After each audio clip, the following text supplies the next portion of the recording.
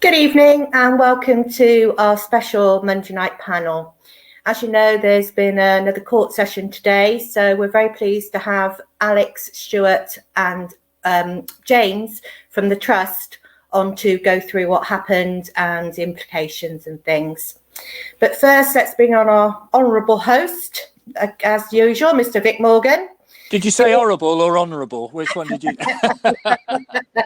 Take it whichever way, Vic. Thank you, Chris. How are you? You okay? Yeah, I was looking forward to actually going to some live sport tomorrow night. I had a ticket for Plymouth Speedway against Glasgow. Guess what? It's not off because of coronavirus. It's off because of the rain. Yeah. And that is just about the most frustrating thing of all time. No live Speedway for another year. And looking forward to it, but there we go. That's the way it is. Yeah. Can't do anything about it, though. That's the problem. So no, absolutely not. No. Right, a lot to talk about. So we'll bring on Alex. Hi, Alex. Good evening, everyone. Evening, hi, Alex. James. And hi, Stuart.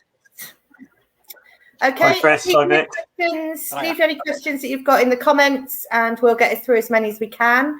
And I'm going to leave you and I'll see you later. Chris, thanks very much indeed. Today was supposed to be the day of decision, more indecision, I think it's fair to say. Let's go through this then, the bullet points. Alex Pollock, Stuart Woolard, James Spencer, thank you very much indeed for joining us. The Trust Brains Trust, as far as this is concerned. And we really appreciate your time and the effort that you put in. Alex, let's go through the bullet points, shall we? Because that's the easy way to start of what is an incredibly complicated situation. So what are today's bullet points, if you like? Yeah, absolutely. So as we're aware, there was no kind of formal decision today through the courts of what's going to happen with regards to the ownership of the football club. I think one thing to kind of note on a bit more of a positive aspect is that we are probably, less likely to go into administration today than we were yesterday. So I think it's important to let fans know that was kind of declared from today. There have been some changes to the variations in the injunctions that are in play. So there is still an injunction banning the administration, and there's still an injunction banning a sale at present without the agreement of Clem Morfuni and Axis Football Investments. But the court has varied that injunction to potentially allow Mr. Power to sell through a sale process, which had previously been agreed by the parties, which would give Axis Football Investments the right to match any offer that Mr. Power was to receive, say from Able or from anyone else. And from our understanding, the judge kind of took this approach to put Mr. Power in a bit of a position where he has to decide either to sell to Axis, to go through the preemption process, or to continue funding the club by himself. He told and gave instructions through his barrister today that his preference for the interim and in those circumstances would be to fund the club himself in the immediate future, which is obviously contrary to previous evidence that had been placed to the court at the last hearing. And also that was the last time we heard from Mr. Powers back in February, where he said he was no longer committed to funding the club. So in terms of kind of next steps from where we are, there is a further hearing, which is set for about 4 weeks' time. We gather this will be a bit of a check-in scenario for Judge Thompson to understand the current solvency status of the club, understand if there's been any changes to the situation, changes to the finance. Potentially, who knows, there may have been an out-of-court settlement agreed for some form of sale. But that next date in June will then be an opportunity to set a bit more of a timetable in place for this to potentially go to a full trial, where we would expect the courts to have to make a decision on the ongoing ownership. Alex, thanks very much indeed for this. Stuart, we're already getting questions coming in. This is from Matt. Is the danger with the court case dragging on until at least June that we'll have to write off next season football-wise, regardless of the outcome? And I think, you know, without going into the ins and outs of the trial, this is what really many people are concerned about, because I understand, well, there have been reports that there have been interviews today for a manager, but squad-wise, we won't have much of a squad. We won't have pre-season set up. And I think our expectations, I think one of you might have put on one of the Trust bulletins a little earlier, that our expectations for next season have to be very much lowered. Is that fair to say, Stuart? Yeah, absolutely. I think he's every right to be concerned. Yeah, everything that you said there is true. We also know that because we've taken money from the EFL, there are restrictions that go with it. You know, there are conditions with that money that prevent us from spending a certain amount on players. It would also involve a cap on salaries, and also all the uncertainty that you just mentioned about the ownership, Vic. You know, it does put a huge doubt on who's going to manage the team and which players we can bring in. So, yeah, we've got to set our expectations accordingly for next season. You know, personally, I think it's going to be extremely difficult to bounce straight back into League One under that set of circumstances, and you know, probably survival in the Football League would be a decent outcome given all of that background. I mean, that doesn't sound very positive, but that's the reality of the situation. Yeah, I think many of us share that view, and I think we've said on this panel many times before that would be, you know, more not acceptable, but you know, we could only hope that would happen. James, lots of questions coming in. This from Gerard. Oh, hang on, they keep flipping up as we go by. This from Gerard. Will this be sorted once and for all at next month's court proceedings? Well, hang on. There's a piece of string outside, and I'm not sure how long it is. Where's my crystal ball? Yeah, where's my crystal ball? Right. So, as has already been alluded to, I think with what Alex said a minute ago, yeah, there's this kind of other next court check-in in 4 weeks' time. Ultimately, this could go to full court case. Now, that was originally supposed to be, I think, March next year. Then it got moved to June next year because it's a 5-day hearing. The judge has basically said today that he wants to bring that forward to this year, and they're aiming to try and get a court date in September of this year. So that would be the end date, if you like, that a conclusion, the worst case scenario, I suppose, that a conclusion could be reached in all this. There are some things that the judge can do next month when we meet, depending on how the club is financially. So, you know, at the moment they've got money from the EFL, has already been alluded to, of about 600,000 that they've taken a loan.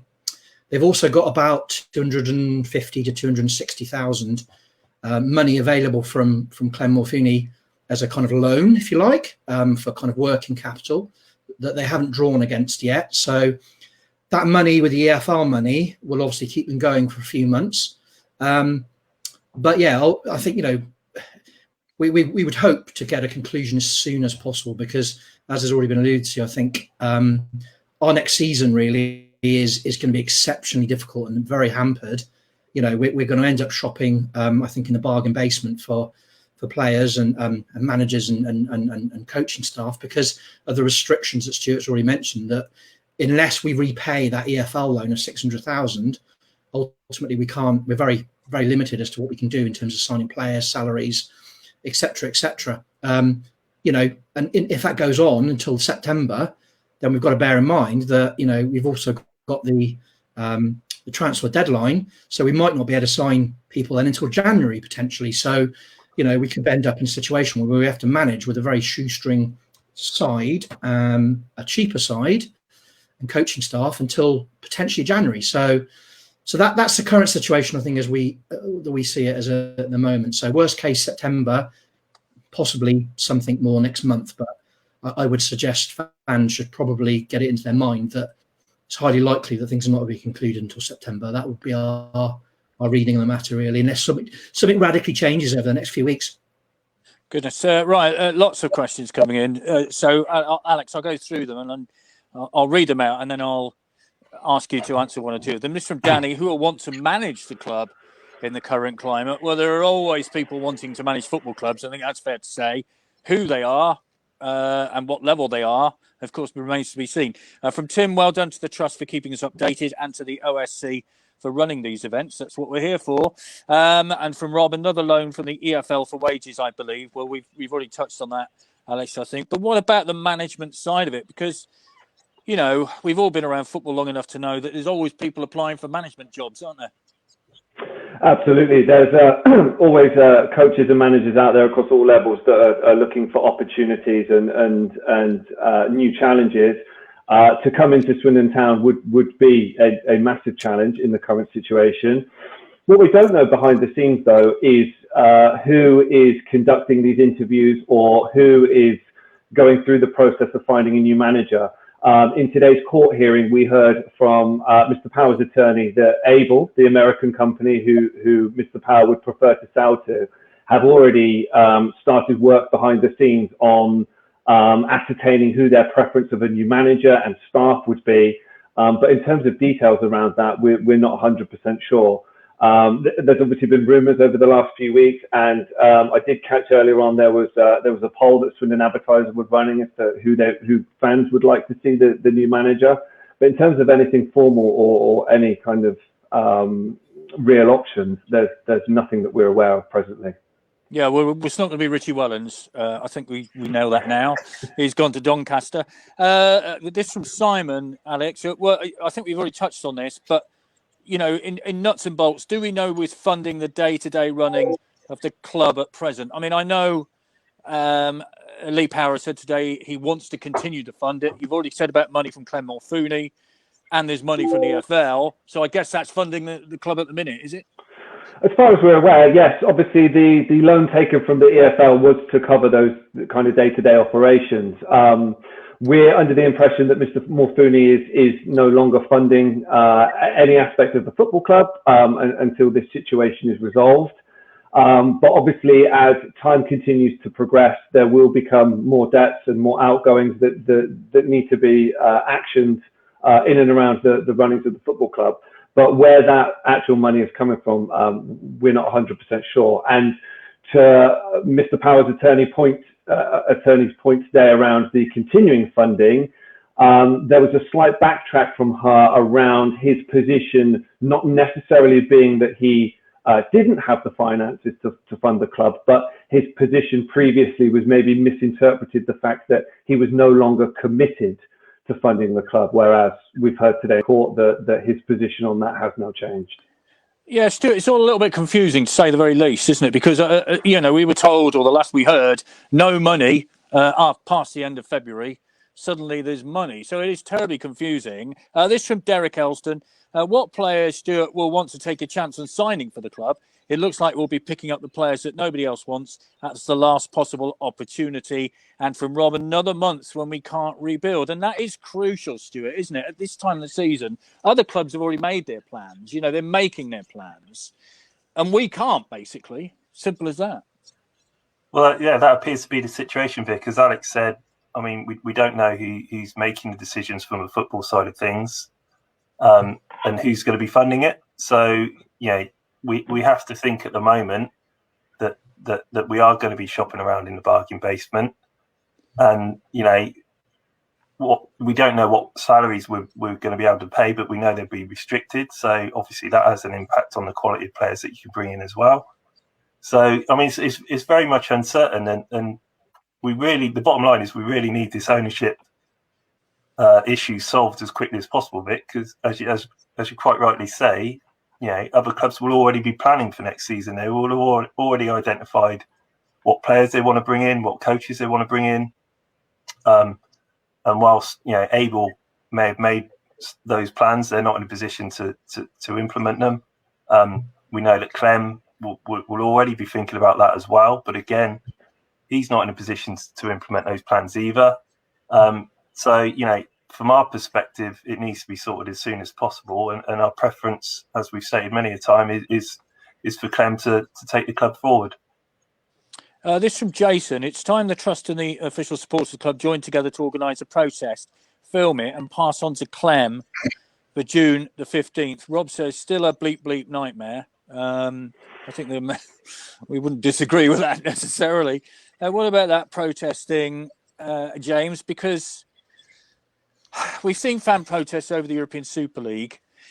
Apparently it has an effect on owners, but does it have an effect on owners? Do you see the point I'm making? And I think the thing is, what we need to know is where we're going, because at the moment we're this ship. We're drifting around in the middle of the Atlantic or in the middle of the Pacific Ocean, between here in Australia or here in America or here in wherever Mr. Power is, and we have no idea where this ship is heading. That's the problem. James. Yeah, absolutely right, Vic. Yeah, you're absolutely right, Vic. I think I think the problem we've got is we can protest all we like. We can try and do as many things as we can to push these issues to the top of people's agendas, which is obviously what the Trust and OSC and various other people have been trying to do. But the Lee Power doesn't. He stated before he doesn't read social media. He doesn't read stuff about the club. He lives his own little life. And by all accounts, it's what you can actually achieve with that. Lee Power, I mean, someone mentioned the other day, I think a comment, Lee Power does what Lee Power wants to do. And I think the problem would be is what impact that could actually have. I think, largely what we want is and we'll carry on doing this. We'll keep on pushing as hard as we can as a trust to make sure that the message is out there that, he really should be selling to Clem Morfini as soon as possible.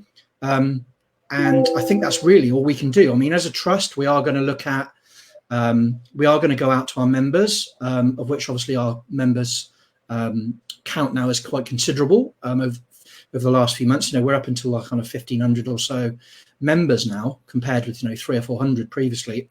So we are going to canvass our members as to what options we might have going forward in terms of getting the message across and trying to fast track Mr. Power's selling to Clem Morfini. But so we are going to do that. But I think we are going to go for that process. But I think ultimately where we are at the moment, my own personal view is I just don't think Lee Power listens to any of these things. I mean, the only thing he's interested in really is, I think the only thing that would really have an impact on him would be in the financial sense. But it seems like he's actually found additional funding now anyway, or had it all the way along. So I'm not too sure how much of an impact that's going to have, really. It's a hard one. It really is. It really is a hard one. Alex, this is from Steve. There were posts today on social media stating that interviews for the manager were happening today, which I hinted at earlier. Was Lee Power physically present at the court hearing or interviewing or doing both? Because this is another thing, isn't it? We're not sure who's supposedly interviewing everybody at the minute. And who actually did we see at the hearing today? It's a good question, and probably the only genuine answer, and even then it might not be so, is to ask Mr. Power himself. As far as we were aware, he was not on the call today. Representing him was Hannah Thornley, his attorney, who's been present throughout these hearings. At one point, there was about 50 plus people attending the hearing and tuning in. That includes representations on behalf of Michael Standing, Clem Morfini, Colin West QC was there representing. We were also aware that legal representation on behalf of the Football Association was in attendance, and they were monitoring the situation as well. They also joined the hearing very first thing to request for all evidence and all of the transcripts from today's hearing and previous hearings to be shared on their side as well.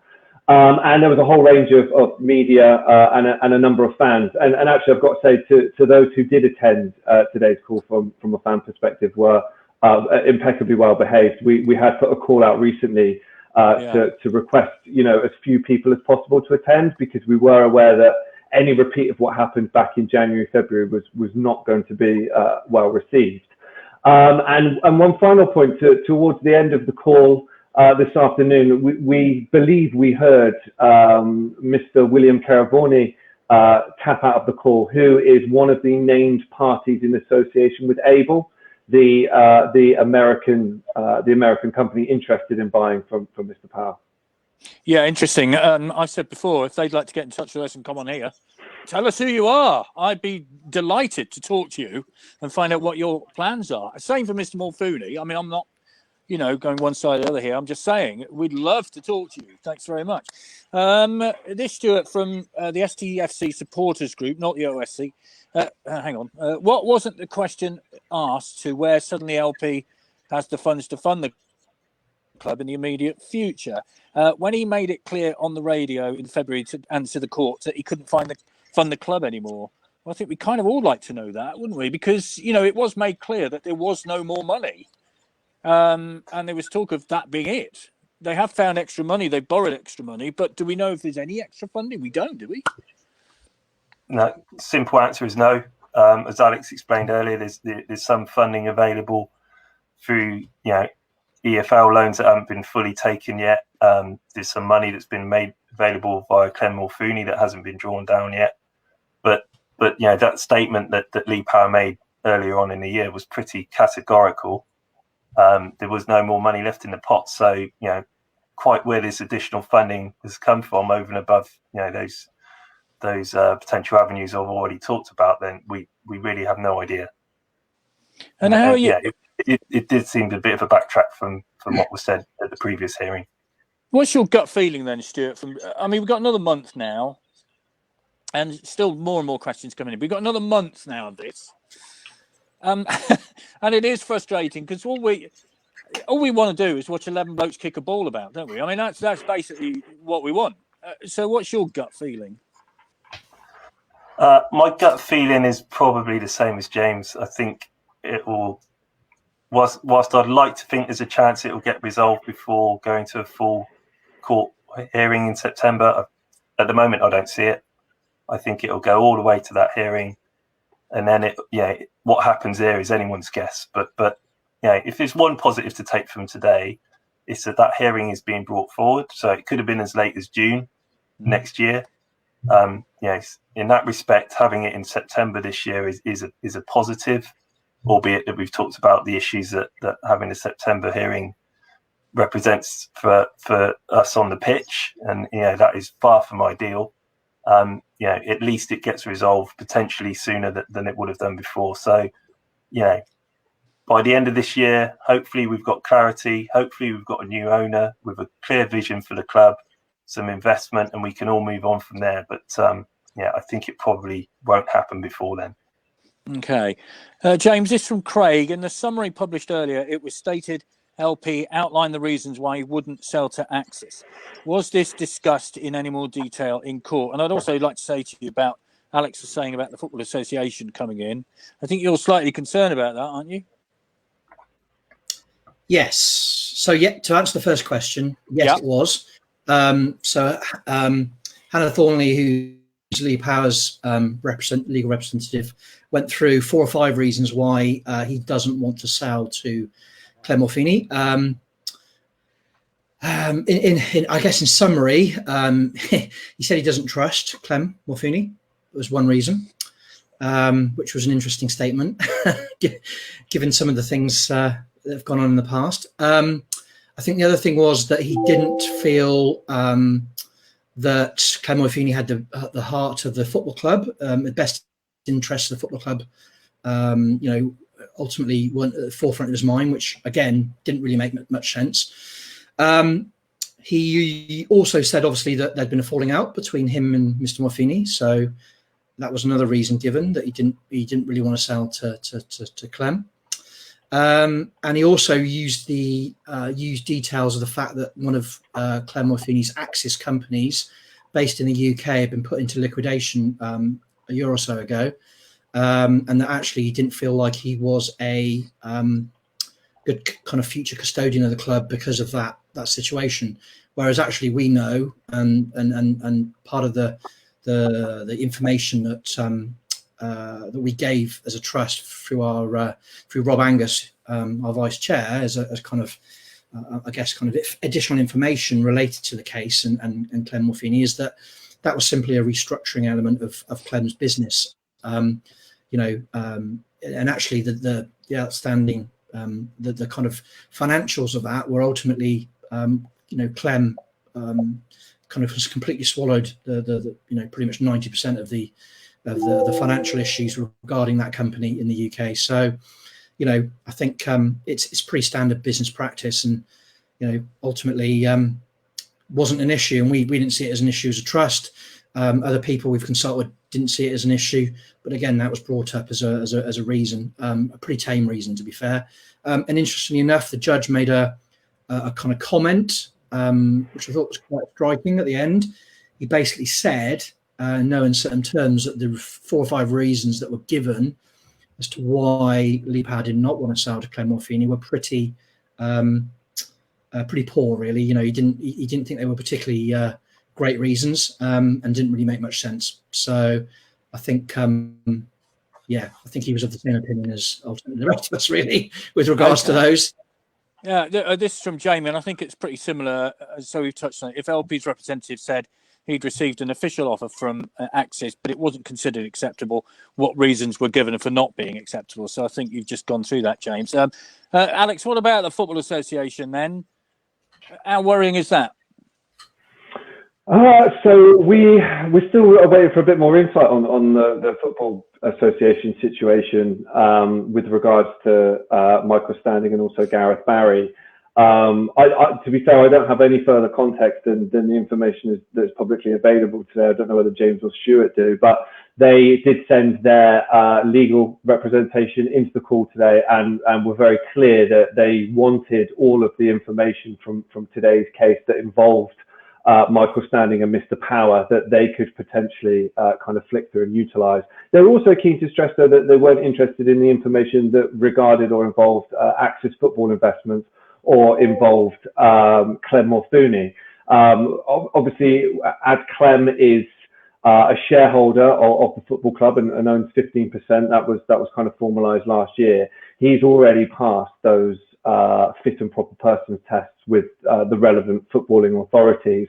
What we did hear today, actually, on the flip side to that, was that those involved in the ABLE organisation, the American firm, they are yet to pass those tests, but have applied. And I think that just adds a layer to some of the other things that maybe why Clem stands out to us as a trust as being that kind of preferred and the best viable option going forward. When we look at ABLE as a firm, they're yet to engage with fans. They're yet to engage with the local media. They are yet to respond to the trust's open letter. They were unable or yet to formally provide proof of funds to the courts today. And they technically still haven't passed that fit and proper persons test. What we do know from Clem and from Axis Football Investments, they've engaged with fans and the local media, or Clem has, for the last 3 years. Clem very, very openly responded to our open letter and put a very strategic 5-year vision and plan in place. At the last hearing, he provided proof of funds based in an Australian account to the tune of about £8 million. And furthermore, in the last few weeks, has actually onshored an additional 4 million into a UK-based bank account, which was presented at evidence as well today. So we often get asked quite a lot why we're so much in the corner for Clem and Axis, and those reasons stack up just as much as why we're not kind of supporting the ABLE bid as well. Okay, Yeah. let's get to more of these points. Sorry, James, I know you would have come in, but lots of things to get through. Stuart, this from Luke. Has the trust had sight of the due diligence documents that LP had to hand over to Axis? What about that? Because that was part of the last hearing, wasn't it? That all the due diligence all the documents had to be handed over to Access in time for this hearing. Do we know if that happened, and have you seen any of them? So we haven't seen any of them personally. I think something was handed over. Alex, James, correct me if I'm wrong. It was lacking detail, I think it's probably fair to say, and not an awful lot of information could be gleaned from it. But Alex, James, step in if you know any more details than I do on that one. No, he passed exactly what you just said. The deadline was met for the due diligence documents to be sent across. As Stuart alluded to, I don't think they were the most detailed documents. But we haven't seen them. Who wants to take this one? Who released all the players? It's from Matthew, including youngsters who surely could have helped next season. Well, I suppose a lot of the players who were released, their contracts are coming to an end. They just haven't been renewed. I think that's fair to say, isn't it? But it would be interesting to who's made all those decisions. I'm guessing Paul Jewell must be involved in it somewhere along the line. But we don't know ultimately, do we? Who wants to field that one? We don't know, but I think given the fact that Paul Jewell is obviously still there and still the only, other than Steve Mildenhall, is the only kind of member of the backroom staff as director of football. I think it's going to be a combination of him and probably Steve Anderson / Lee Power based on the financials. Really, I mean, basically any player that was on a decent salary is effectively been let go. I'm pretty gutted about some of the players that we've let go, to be perfectly honest. But I think it's been done very much on a financial sense, really. And, we still could see additional players leaving as well. I mean, obviously we've got the Twine situation and Jack Payne as well. Obviously he's there until next season, but he's got a lot of people that are very, very interested in him, by all accounts. So I wouldn't be surprised if we didn't cash in on him as well. Well, the point of the matter is, Stu, if we need money, we'll have to sell players, won't we? It's that simple. It's inevitable. It's inevitable, Vic. I mean, Scott Twine said he wants to stay on. No doubt that he does. But equally, he's got a career. He's got to look after himself. I doubt we'll be able to match anything like what he could get at another club. So, and also there'll be a fee for him via the tribunal. Given the situation we're in, it wouldn't be a surprise if he left. Again, Jack Payne, do I see him here next season? No, not in the situation we're in at the moment. So any assets of any value, you think it's likely to get sold. Yeah, sorry, go on. Just one quick one. The only saving grace we might have with Twine is he's been very, very clear that he does not want to go to a bigger or higher up club and just sit on the bench or sit in their youngster team. He wants to play first team football on a regular basis. So I think some of the clubs that have been mentioned are championship clubs. I can't see him getting into their first team. So I think that potentially limits his other opportunities. Unless he's loaned back, of course, to somebody. Correct. Alex, it's interesting, isn't it? Because, we're getting all these comments coming in, and thank you, Rob, for your comment. He thinks Mr. Power's up to something, and it won't be for the benefit of STFC. Well, he's not here to put his point of view. From Paul, sometimes I wish some of these people would be here to put their point of view. I dearly love to ask them.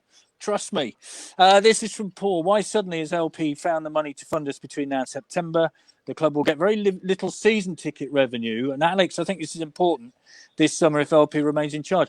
Well, there's not even any talk of season tickets yet, is there? And a lot of clubs have already started selling season tickets for next season. I've seen nothing about it. Have you heard anything? No, it's a really good point. And obviously we are, hopefully coming out of this sort of unprecedented world that we've been in and fans will be returning to football stadiums. We've seen great examples across the board at every level of league here in England, also in Scotland as well. Some fantastic initiatives from clubs that genuinely have supporters and the local community at heart. And they're very much along the lines of, if they look after the fans this year, the fans will look after the club in 10, 20, 30, 40 years time. And, I take my hats off to clubs like Motherwell and, and Plymouth, for example, that have done some really fantastic things. We tried to engage the club back in February and March time, having conversations with the CEO, Steve Anderson, to ascertain what the options were going to be. And whilst some of that information wasn't very forthcoming, we did agree to run a survey with our members, which we did, and we provided all the feedback, and we were told that conversations would happen with us and the supporters club, at a point in the near future. And sadly, that all fell on deaf ears. It didn't materialise, and after the last hearing, as you know, the trust was excommunicated from the club anyway. It would be good to understand what the club has planned with regards to what's happened over the last year for season tickets. And, I don't know whether there's a huge amount of fans that are considering purchasing a season ticket next year. That will obviously be their decision. But it would be good to understand what the options are potentially going to be. To have radio silence about, a situation that is quite close to the hearts of a lot of people because it involves finances and, everyone's had a tough 12, 14 months. Does feel slightly ridiculous, and it is a bit of a shame. So if anyone from the football club, is watching or listening, it would be great to have a bit of an understanding as to what the plans are.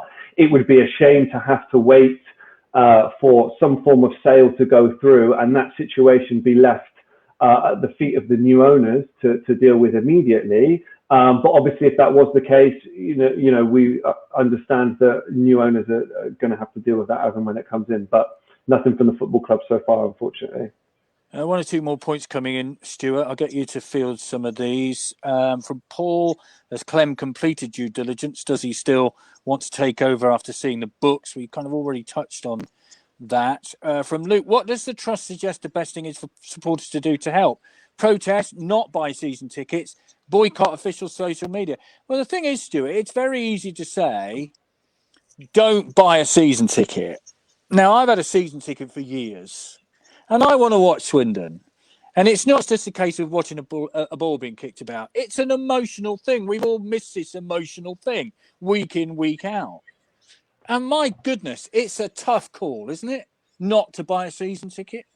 Yeah, it really is. And, this court hearing is only a couple of hours old, and we're still reflecting on the outcome, to be honest, Vic. And as a trust, we haven't formulated our position as yet. But as James and Alex have already said, we will be reaching out to our members. We will be considering all avenues. We'll do ultimately what's best for the club. But on a personal level, I totally understand the conflict that some people might be going through.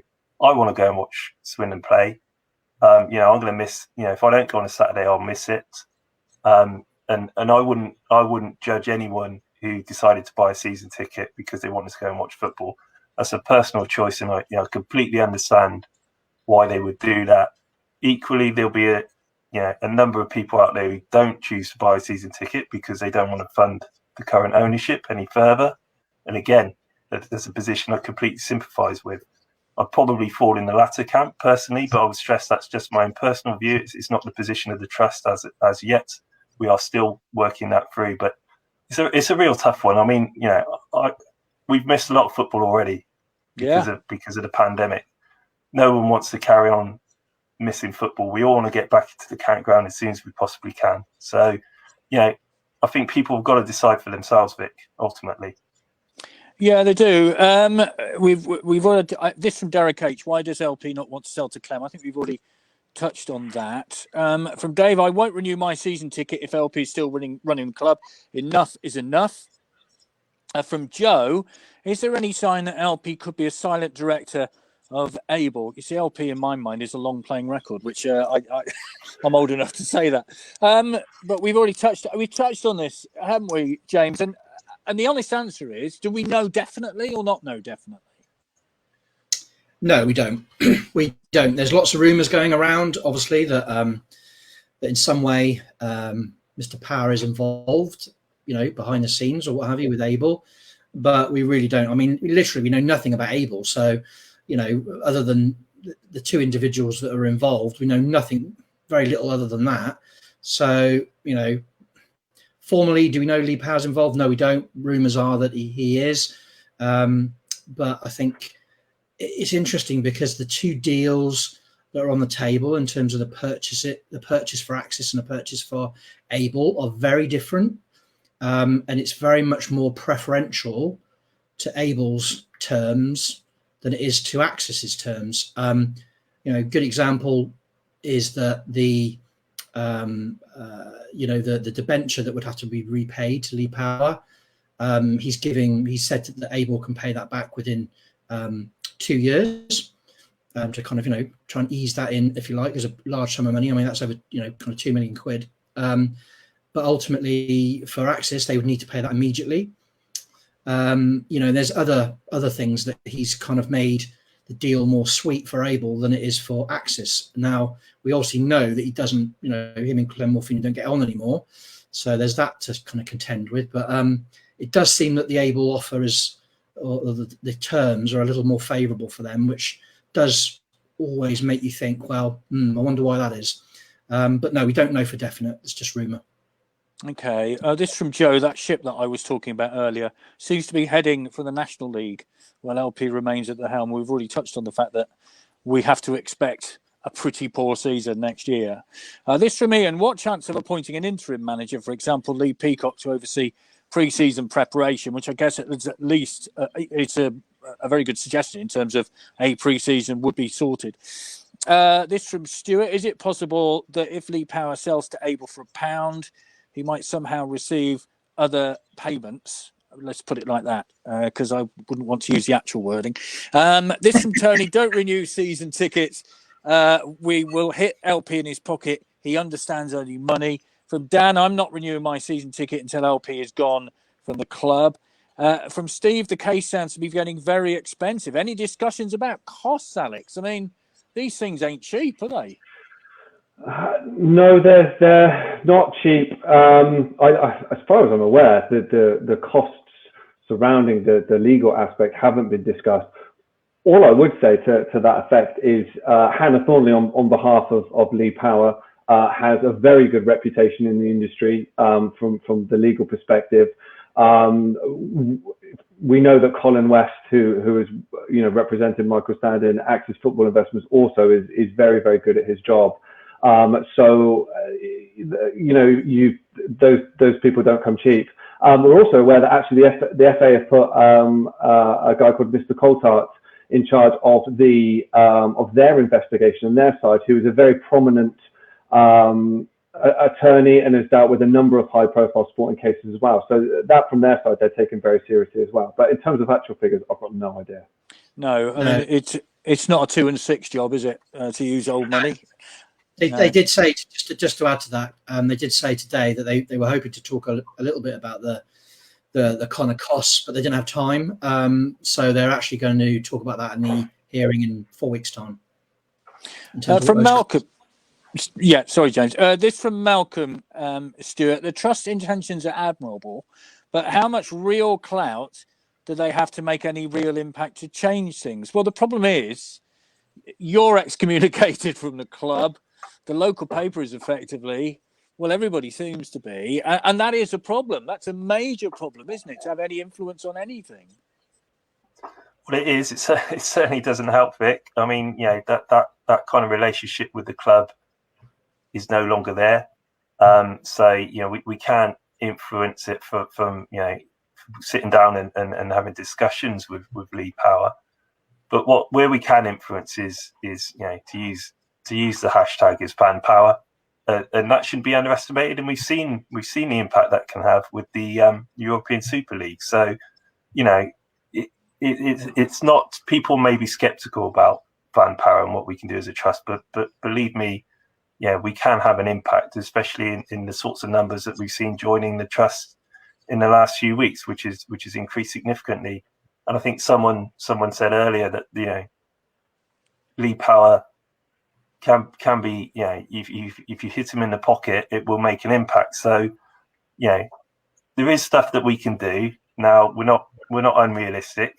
Ultimately, it will come down to what happens in the court hearings and which direction that result goes. But certainly, if we make our feelings known, which we are already, and if we get behind a bid such as Clem Morfuni's, which for the reasons Alex has already described is the bid that we favour, then we believe we can put pressure on Lee Power, and hopefully he will do what's right for the club ultimately and what's right for the supporters. Vic, just to add to that point, I mean, Mr. Power can continue to build the wall as high as he wants around Swindon Town Football Club. He can excommunicate whoever he wants. The higher he builds that wall, the longer we're going to build our table, and we're going to invite more people to join the party. We've already engaged the Football Supporters Association and their expertise. We've already had conversations with individuals associated to the EFL and the FA. Our membership is growing. We're getting offers of support left, right, and centre all the time, even to the point that we now have support from legal representation as well. So, as much as how much clout do we have, maybe what the outside world and what the fans see on a sort of week to week or a month to month basis might be quite limited. Rest assured, a significant number of hours from a significant number of people are going into this pretty much all day, every day. I would not want anyone to be invited to our WhatsApp group because it is genuinely hundreds and hundreds of notifications every day. Well, you three people have sort of spent all day following this case, which is long enough for anyone, really. So we thank you very much for that. This is from Dave. Is June a hard stop in terms of the case, or can we get another frustrating 4-week delay ahead of another court case? Well, I think we've already answered that a little earlier, James. You don't expect it to finish before September, I think you said. This from Joe. The comments made about why Power doesn't want to sell to Clem are laughable. Power is literally describing himself. From Martin, does Axis have the 7 million to pay outstanding bills and meet the requirements of Lee Power? This from Peter. Any news on the 2021 season ticket refunds? And this is from the Supporters Club. No, we have no news, but we will follow up to see if we can get a status. From Simon, what happens if LP gets banned by the FA for being involved in football regards to the impending charges? And what is the strongest punishment the FA can impose? From Dan. Do you want to field that one, James? Because you were concerned about the FA, weren't you? Yes. Yeah, absolutely. It's an interesting one, isn't it? Because we don't know what the timescale is that the FA are working towards in terms of their outcome for the kind of funding of the club and all the bits and pieces they're looking at in terms of Mr. Standing, Mr. Power. But I think, I am very concerned because, we don't necessarily, if you look at an individual basis, both of them could be banned for being directors or being future directors of football clubs for a period of time. That's highly likely, I would suggest, as a minimum. There's obviously fines potentially as well that would follow that. I think for me, we can only go on the kind of history of what we've seen with other football clubs and ourselves in terms of penalties. And we've been very specific that we've said to the FA and the EFL, we really do not believe that the football club should be penalised in any way based on these two individuals and what's kind of occurred, because no one was, it was very much them acting, and the football club wasn't part of that. So I think it'll be interesting to see what the outcome of that is. But, I can't see the FA completing their investigations and making a final decision until probably post the court case, the September court case, personally, because we know how long these things take to kind of conclude. And obviously, they've only literally just asked for all the evidence as part of this case. And they also did mention today that they want any future evidence as well. So again, that points to the fact that the FA investigation could go on quite a little bit longer. But yeah, ultimately from their perspective, banned as directors, fined heavily. Hopefully, the football club gets no kind of similar issues, similar kind of penalties. That's what we're hoping for anyway. All right, this is from Steve. It's the same judge hearing the case in June. Well, I guess the answer to that is yes. From Craig, Bristol Rovers retained list for next season is 3 times bigger than ours. We've got no money and no keeper. We can barely raise a futsal team. Well, I don't know how many. We've got 6 at the minute, haven't we? So we've got 5-side team plus 1 sub, so we're all right there. From Dan, how many staff are actually working at the club? Feels like the club is running on skeleton staff. From Malcolm, what does the trust know about Steve Anderson's position as CEO? Well, I guess, Stuart, he resigned as a director, as I understand it, but he's still CEO. Is that right? Yeah, that's spot on, Vic. And it's a bit of a strange announcement, really, because it doesn't mean an awful lot to resign as a director when you're still CEO. So I think the reasons cited were personal reasons, and but actually his main job would have been CEO anyway. So all of the duties that he was required to do in that capacity would still be there, and just being a director of a company can actually involve very little. So yeah, didn't seem to make an awful lot of sense that announcement, but he is still CEO of Swindon. Because many fans, of course, saw that as a changing of the guard, if you like, didn't they? And thought maybe that was a changing of the ownership as well, but it didn't turn out to be like that. No, I don't think you can read too much into that at all, really. No, fair enough. James, you're going to say something? Yeah, I was literally just going to add an extra point to that, really. I mean, yeah, he's no longer director of Swindon Town Football Club in terms of the limited company, but he still is a director of some of the the other businesses. Ultimately, they've got an interest in Swindon Town, so it's a strange one. It really is. You'd imagine if he, the reasons given, personal reasons, you'd imagine he would resign from his post as CEO as well, but that's obviously not happened. So it's a strange one. I guess no doubt we'll find out the reasons behind that in the future, but yeah, odd. Alex, from Carol, if players are sold, will the money be ring-fenced to stop Lee Power pocketing it? Well, we don't know is the answer to that, do we? No, I don't know the implications and the legalities around that. And I also don't know to further that extent because and one of the, James or Stuart might know, because obviously the loan has been taken up from the EFL, would any monies resulting as a result of player sales have to be ring-fenced to repay that? I'm not sure.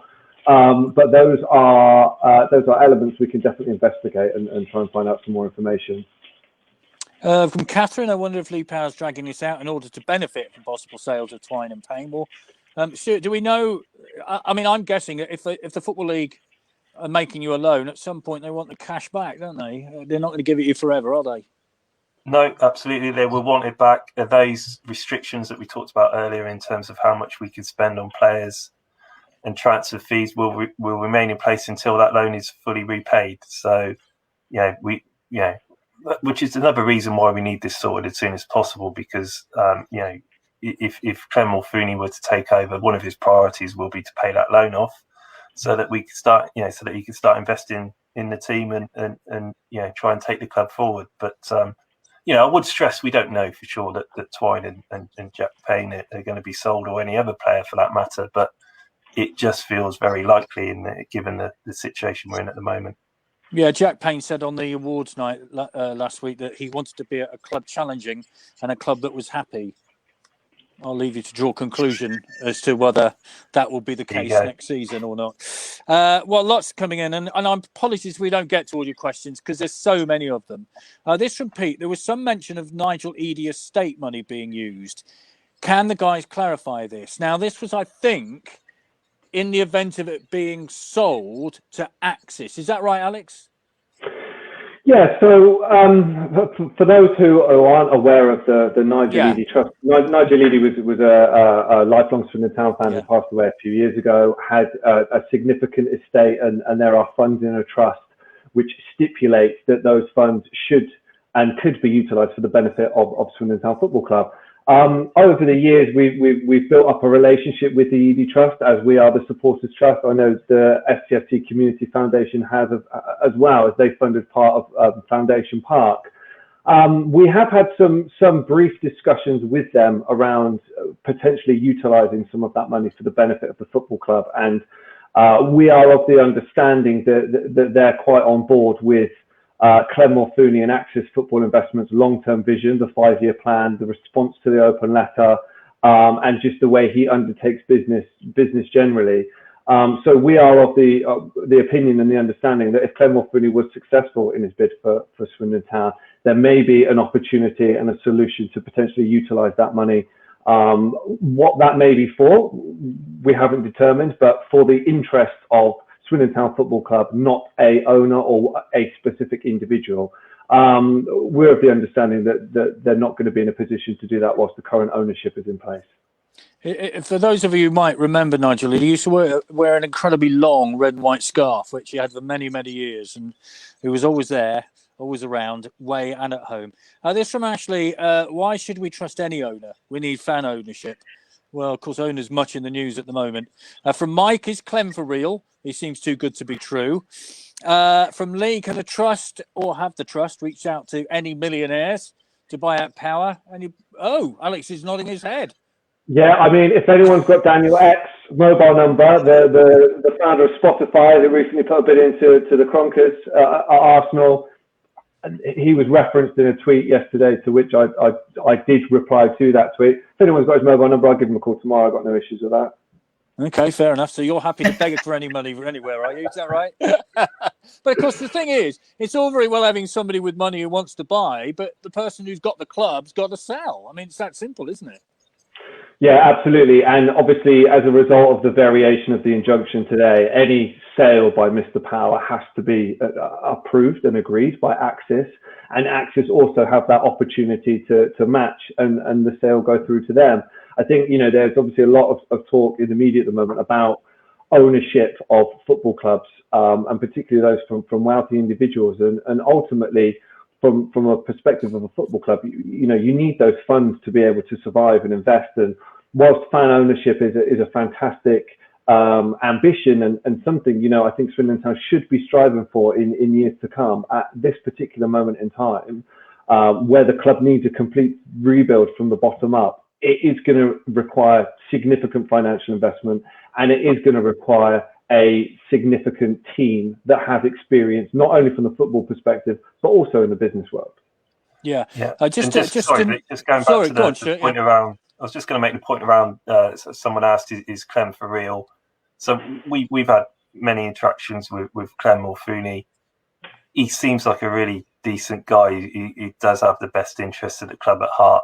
I mean, actions speak louder than words, and ultimately the proof will be in the pudding. But he's certainly done everything that's been asked of him to date, and he's been around for a long time. He's been in the background for some time now, and he's not going anywhere. He's committed to owning Swindon Town, and it's only Swindon Town that he wants to own. He doesn't want to own any football club. He wants to own Swindon. So we believe he's a good guy. Yeah. As I say, ultimately the proof's in the pudding, but that is one of the reasons why we're prepared to support him. Okay. Apparently, Nigel Eady's scarf is framed in Foundation Park. I didn't know that, but and rightly so, because it was an extraordinary scarf for those who remember it. And this from Kevin. Actually, this is a very interesting point. Who is paying for the pitch being done in closed season? Because it is being done right now, isn't it? Do we know? It's a third-party contractor that apparently has worked on the pitch previously. I suspect that we haven't paid up front for it, so I'd imagine at some point that bill will land in the county ground for the pitch repairs. One of the interesting things that came out today was that the debt level ultimately has gone up since the last time we met with the previous court hearing, and this isn't debt that's owed to Lee Power or to debenture or whatever else. It's literally just debt that we owe to probably HMRC and local people that have provided the football club with facilities and various other services. That's gone up to nearly £3 million from just over 2 million. So I suspect that probably includes things like this specific example, where we've obviously got to prepare the pitch ready. There's obviously maintenance that has to go on at the county ground to make it a fit and proper ground for welcoming fans back. There's obviously the COVID situation, making sure the club invested in lots of. For a couple of games we did go back, as you'll know, Vic, there was various things in place that they obviously had to invest in. So I think that those elements will probably be part of that debt that's owed to businesses of all sorts, really. Okay, we've got a couple of minutes left, so let's quickly go round because I just want to know, I asked this question earlier, but your gut feeling about where we might be, I don't know, 6 months hence, Alex?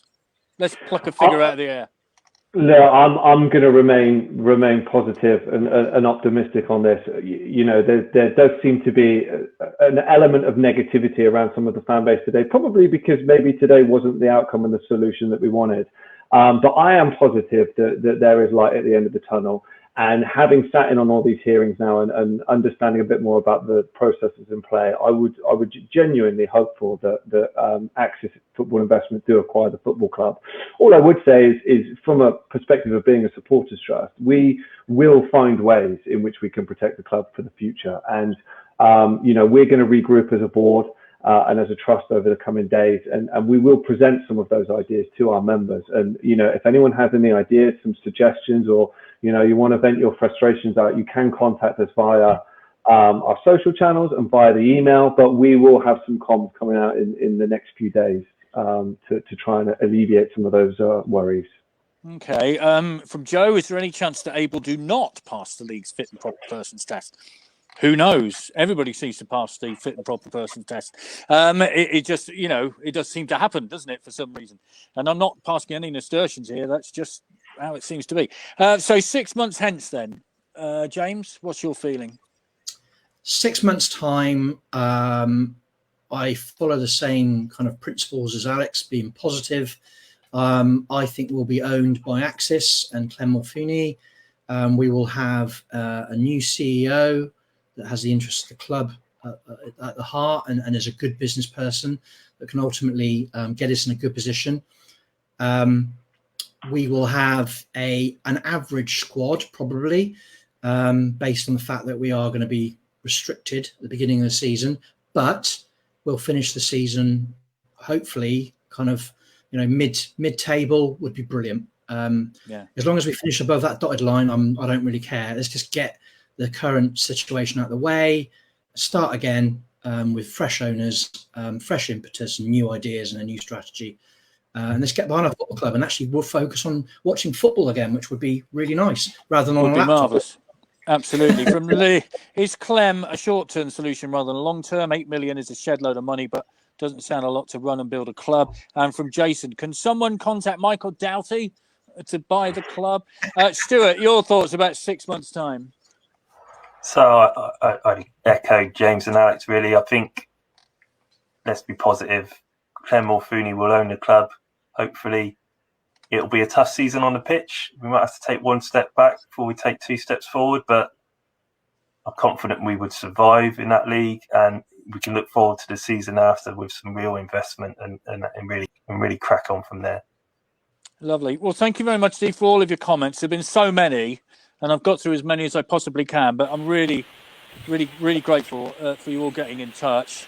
But Chris, another illuminating hour from our trust, Brains Trust, I think it's fair to say. What would we do without them? We'd be able to make head nor tail of it all, but fantastic. Thank you very, very much. I know it's been a long day for you as well, and you've got home lives and everything like that to deal with as well. So thank you.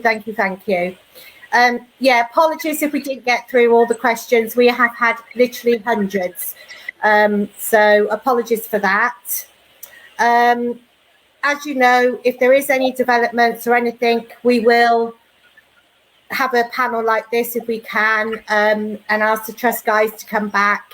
So keep your eye on social media and everything. Next week we have got an On the Sofa on Monday. We're going to try again with the Dick Mattock promoting his book. If anybody was on the call last week, we do apologise again. I'm still having nightmares.